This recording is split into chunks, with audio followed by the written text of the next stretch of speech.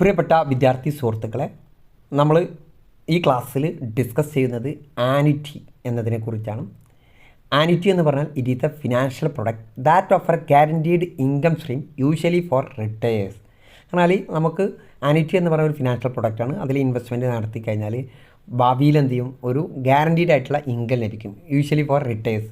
The accumulation phase is the first stage of an annuity whereby investors fund the product with either a lump sum or periodic payment. Investors എന്ത് ചെയ്യും, first stage എന്ന് പറയുന്നത് അതിൻ്റെ accumulation face ആണ്. അവിടെ investors എന്ത് ചെയ്യും, lump sum അല്ലെങ്കിൽ പീരിയോഡിക് പേയ്മെൻറ്റ് നടത്തും, ഒരു ഫണ്ട് അതിലേക്ക് ഇൻവെസ്റ്റ്മെൻറ്റ് നടത്തും. The annuitant begin receiving payment after the annuitization period for a fixed period for the rest of their life. ആനുറ്റൻറ്റിന് എന്ത് ചെയ്യും, അതിൻ്റെ പേയ്മെൻറ്റ് തിരിച്ച് ലഭിക്കുക എന്ന് പറഞ്ഞാൽ അതിൻ്റെ പീരിയഡ് കംപ്ലീറ്റ് ചെയ്ത് കഴിഞ്ഞാൽ, ഒരു ഫിക്സഡ് പീരിയഡ് കഴിഞ്ഞ് കഴിഞ്ഞാൽ അല്ലെങ്കിൽ റെസ്റ്റ് ഓഫ് ദ എയർ ലൈഫിന് ശേഷം എന്ത് ചെയ്യും, അത് എമൗണ്ട് തിരിച്ച് ലഭിക്കും.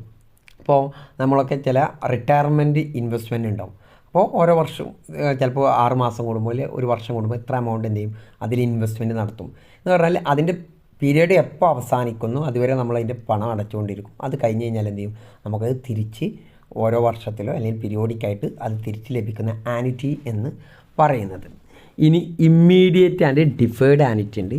ഇമ്മീഡിയറ്റ് ആനുറ്റി ഉണ്ട്, ഡിഫേർഡ് ഉണ്ട്.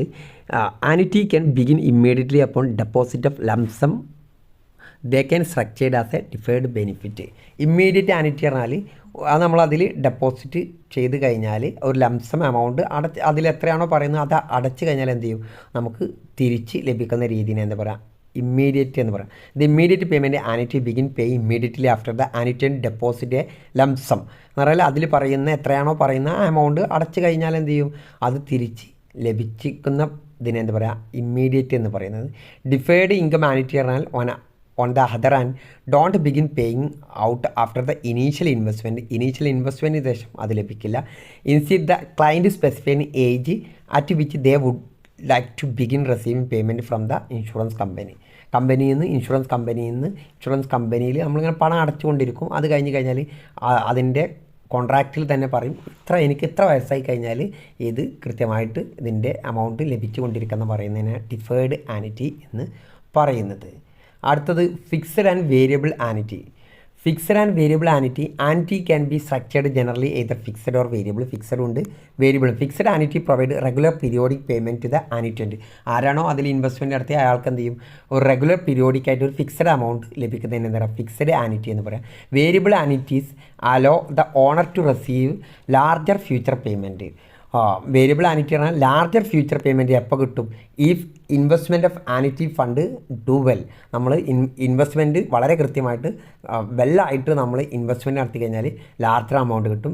പുവറായിട്ടാണ് ചെയ്യുന്നതെങ്കിൽ സ്മോളർ പേയ്മെൻ്റ് ആയിട്ട് which provide for less stable cash flow than fixed annuity. Fixed ആനുറ്റീനെ അപേക്ഷിച്ചത് ഒരു സ്റ്റേബിൾ ആയിട്ടുള്ള ഒരു രീതിയല്ല, ലെസ് സ്റ്റേബിൾ ആയിട്ടുള്ള ഒന്നാണ്. But allows the annuitant to reap the benefit of strong return from their fund investment. അടുത്ത് പ്രസൻറ്റ് വാല്യൂ ഓഫ് ആനുറ്റി എന്ന് പറഞ്ഞു കഴിഞ്ഞാൽ it is a current value of future payment from an annuity given specified rate of return or discount rate. Higher the discount rate, the lower present value of the annuity. The present value of annuity refers to how much money would be needed today to fund a series of future annuity payment. ഫ്യൂച്ചറിൽ എനിക്ക് ഇത്ര amount ലഭിക്കണമെങ്കിൽ ഞാൻ ഇപ്പോൾ പ്രസൻറ്റിൽ എത്ര amount അടക്കണം എന്നതിനെക്കുറിച്ചാണ് നമ്മൾ എന്ത് പറയുന്നത്, ഇത് പ്രസൻറ്റ് വാല്യൂ നമ്മൾ മെഷർ ചെയ്യുന്നത്. ഫ്യൂച്ചർ പേയ്മെൻറ്റിലെ ആനുറ്റിയുടെ കറൻറ്റ് വാല്യൂവിനെ എന്ത് പറയുക, the present value of annuity എന്ന് പറയുന്നത്. ദ ഹയർ ഡിസ്കൗണ്ട് റേറ്റ് ആണെങ്കിൽ lower the present value of the annuity. Higher discount rate പറഞ്ഞാൽ അതിന് നമ്മൾ റേറ്റ് ഓഫ് റിട്ടേൺ ഹയർ ആണ് ലഭിക്കുന്നതെങ്കിൽ അതിന് പ്രസൻറ്റ് വാല്യൂ എന്തായിരിക്കും, ചെറുതായിരിക്കും. ഇപ്പോൾ ചെറുത് നിക്ഷേപിച്ചാൽ തന്നെ കൂടുതലായിട്ട് അവിടെ ലഭിക്കും. നേരെ ഓപ്പോസിറ്റ് ആണെങ്കിൽ നേരെ തിരിച്ചായിരിക്കും. Because the time value of money, the sum of money received today is worth more than the same sum of the future date. നമ്മൾ ടൈം വാല്യൂവിൽ പറഞ്ഞിട്ടുണ്ട്, ദ സം ഓഫ് മണി ഇന്ന് റിസീവ് ചെയ്യുന്നത് നാളെ റിസീവ് ചെയ്യുന്നതിനെക്കാട്ടിലും വർത്തായിരിക്കും. Future value of annuity. The future value of annuity.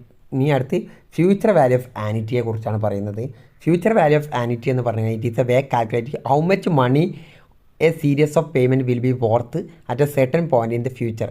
ഇപ്പോൾ നമ്മൾ ഇൻവെസ്റ്റ് ചെയ്താൽ ഫ്യൂച്ചറിൽ എത്ര ആയിരിക്കും അതിൻ്റെ വാല്യൂ എന്നുള്ളത്. By contrast the present value of an annuity measures how much money will be required to produce a series of future payment. Present വാല്യൂവിൽ പറയുന്നത് ഫ്യൂച്ചർ പേയ്മെൻറ്റിന് എത്രയാണ് റിക്വയർഡ് ആയിട്ട് ഇപ്പോൾ നമ്മൾ അടയ്ക്കേണ്ടത്. In an ordinary annuity payment are made at the end of each agreed upon period. Each agreed upon ഒരു period ഉണ്ടാവും, ആ പീരീഡിൻ്റെ എൻഡിലാണ് ഇത് അടക്കാറുള്ളത്. In an annuity due payment are made at the beginning of each period. ആനുറ്റിയിൽ അതിൻ്റെ beginning പീരീഡിലാണ് അത് നമുക്ക് തിരിച്ച് ലഭിക്കാം. ഓക്കെ, നമ്മൾ അടക്കുന്നത് അതിൻ്റെ എൻഡിങ് പീരീഡിലാണെങ്കിൽ അത് തിരിച്ച് ലഭിക്കുക ഓരോ മാസത്തിലെയും അല്ലെങ്കിൽ എന്താണോ പറയുന്നത് ആ പീരീഡിൻ്റെ ഫസ്റ്റിലാണ്. ഓക്കെ, ഇനി അടുത്ത് perpetuity. It is an annuity which occurs indefinitely. It is a annuity, ഇത് ആനുറ്റിയാണ്, ഇതൊക്കെ ഇൻഡെഫിനിറ്റ്ലി ആണ്, ഡെഫിനിറ്റ് ആയിട്ടില്ല, indefinite. In certain types of preference share the company is to pay dividend to ഈ ഷെയർ ഹോൾഡേഴ്സ് പെർപ്പിറ്റ്വലി. നിങ്ങൾ company എന്ത് ചെയ്യും, ചില പ്രിഫറൻസ് ഷെയറിന് ഡിവിഡൻഡ് ലഭിക്കും, അതൊരു പെർപ്പിറ്റ്വാലിറ്റി ആയിട്ടായിരിക്കും. In perpetuity time period may be large and sense to be large. A company issues security and pay fixed dividend every quarter year, never matures is an example of perpetual annuity.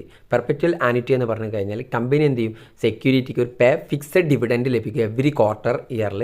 അതിന് mature ലഭിക്കാതെ തന്നെ, അതിന് mature period ഇല്ലാതെ തന്നെ എന്ത് ചെയ്യും, mature പറഞ്ഞാൽ അതിനൊരു അഗ്രീഡ് പീരീഡ് ഉണ്ടാവും, അതിന് മുന്നോടിയായിട്ട് തന്നെ എന്ത് ചെയ്യും, ഡിവിഡൻഡ് കൊടുക്കുന്നതിന് എന്താ പെർപ്പിറ്റ്യൂറ്റി എന്ന് പറയാം. The present value of perpetuity is equal to P/R. P പറഞ്ഞാൽ periodic payment, R rate of interest. Okay, ഇത്ര കാര്യങ്ങളാണ് ഇതിൽ നമുക്ക് പറയാനുള്ള ആനുറ്റിയിലും പെർപ്പിറ്റ്യൂറ്റിയിലും പറയാനുള്ളത്. എല്ലാവർക്കും മനസ്സിലായിട്ടുണ്ടാവും കരുതുന്നു. Okay, thank you.